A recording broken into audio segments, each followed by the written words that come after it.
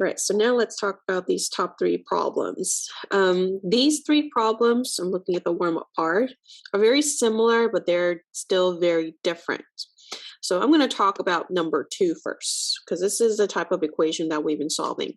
Number 2, we're finding an angle that has sine value of negative 1/2 between 0 to 2 pi. But 2 pi is not included, which means we're looking at it within 1 unit circle. Okay? Within 1 unit circle, what is the angle that has sine value of negative 1/2?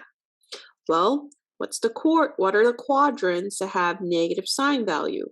That will be in quadrant 3 and quadrant 4, right?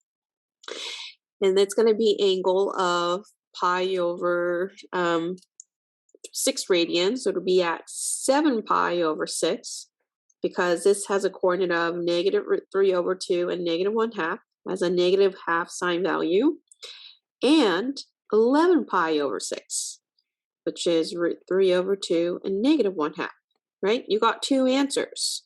It's going to be at 7 pi over 6 and 11 pi over 6. That's the answer for number 2. Now let's go back to this problem number 1. Number 1 is now similar but different, because now you're asking to find the angle, the x, which is the same thing as this x. You're asked to find one answer whose inverse sine is negative 1/2.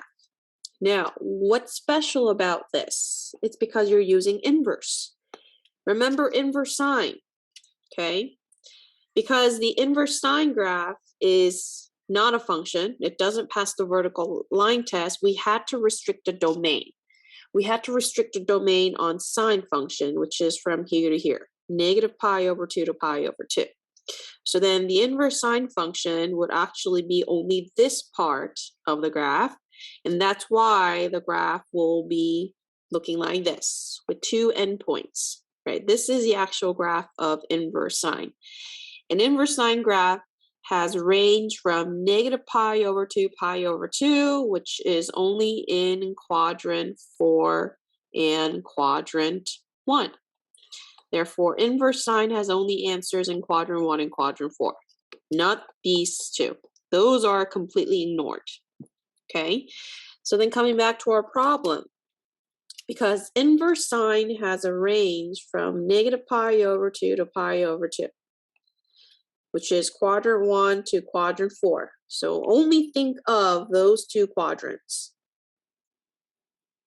Between quadrant 1 and quadrant 4, right? It's different from number 2. Number 2 is looking at the whole circle, but now number 1, we're only looking at quadrant 1 and quadrant 4. Which quadrant has a sine value of negative 1/2? Well, sine value is negative in quadrant 4, right? And that would be 7 pi over 6, because it has a coordinate of root 3 over 2 and negative 1/2. But here's the thing.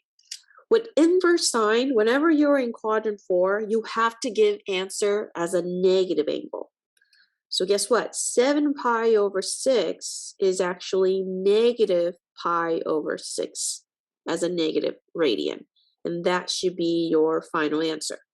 How do I came up with that? I just did 7 pi over 6 minus 2 pi.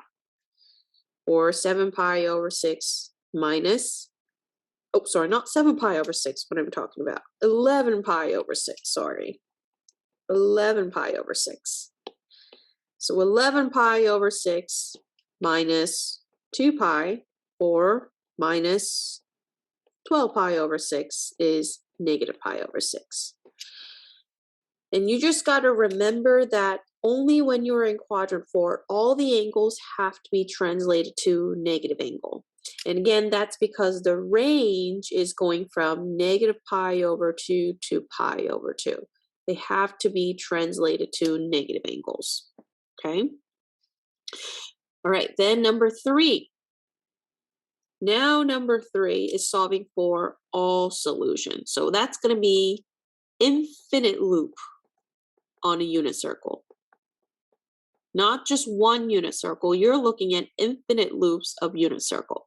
So again, on a circle, what are the angles have sine value of -1/2? Let me borrow that answer. It was 7 pi over 6 and 11 pi over 6.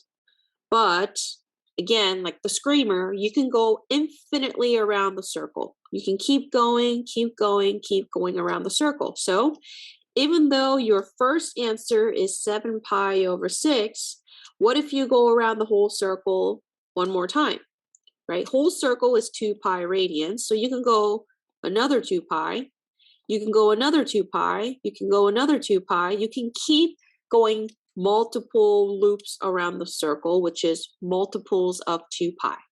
So then for all solution, you should have an equation 7 pi over 6 plus 2 pi times n. It has to be written as an equation because it's going to be a sequence. Every 2 pi radians is going to be your answer at 7 pi over 6. And that's not it. That's the answer for quadrant 3, right? But you have another answer in quadrant 4, which is at 11 pi over 6. And then what if you go around the whole circle again, add another 2 pi? If you go another circle again, 2 pi, another circle again, that's another multiples of 2 pi. So then here is your second answer. Your answer have to be equations for all solutions. Okay, so 7 pi over 6 plus 2 pi n, 11 pi over 6 plus 2 pi n. That would be your solutions for number 3. All right.